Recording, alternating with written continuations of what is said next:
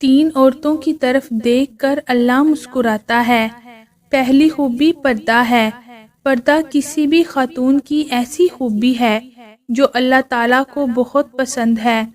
دوسری خوبی جو اللہ کو بہت زیادہ پسند ہے وہ ہے اپنے شوہر سے ٹوٹ کر محبت کرنا۔ تیسری خوبی اللہ کے آگے جھکنا، رکوع سجود کرنا اور قرآن پاک پڑھنے والی عورت۔ انتقام میں اتنی قوت نہیں ہے جتنی قوت صبر میں ہے۔ لوگ انتقام لے کر صبر کی قوت کو ختم کر دیتے ہیں۔ جن کی کوئی عزت نہیں ہوتی وہ دوسروں کو بے عزت کر کے فخر محسوس کرتے ہیں۔ کچھ لوگوں کے ساتھ خون کا رشتہ بھی نہیں ہوتا مگر اپنوں والی خوشبو آتی ہے۔ دراصل رشتے خون کے نہیں احساس کے ہوتے ہیں۔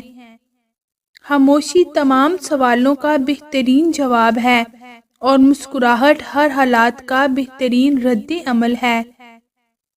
دوسروں کی اولاد کو نصیحت کرنے والوں کی اپنی اولاد ان کے قابو میں نہیں ہوتی۔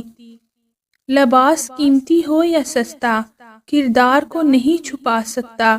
اپنے کردار کو اچھا کرو، ہر لباس میں اچھے لگو گے۔ ہر لکھی ہوئی بات کو ہر پڑھنے والا نہیں سمجھ سکتا، کیونکہ لکھنے والا احساس لکھتا ہے اور پڑھنے والا صرف الفاظ پڑھتا ہے۔ اختلاف کے باوجود احترام سے پیش آنا کمزوری نہیں بلکہ بہترین تربیت، اعلیٰ ظرفی، اچھے اخلاق کی دلیل ہے۔ پتہ نہیں ہم رب سے جڑنے کے لیے اپنے ٹوٹنے کا انتظار کیوں کرتے ہیں۔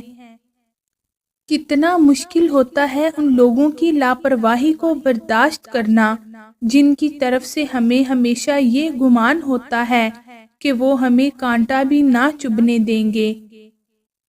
توبہ روح کا غسل ہے، جتنی بار کرو گے روح میں اتنا ہی نکھار آئے گا۔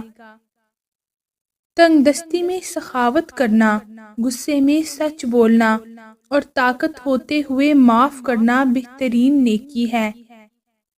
اپنے حصے کا کام کیے بغیر دعا پر بھروسہ کرنا حماقت ہے اور اپنی محنت پر بھروسہ کر کے دعا سے گریز کرنا تکبر ہے۔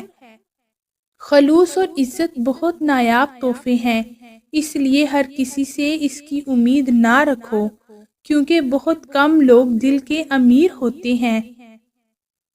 تنقید کے لیے علم کا ہونا ضروری ہے، جبکہ نکتہ چینی کے لیے جہالت ہی کافی ہے۔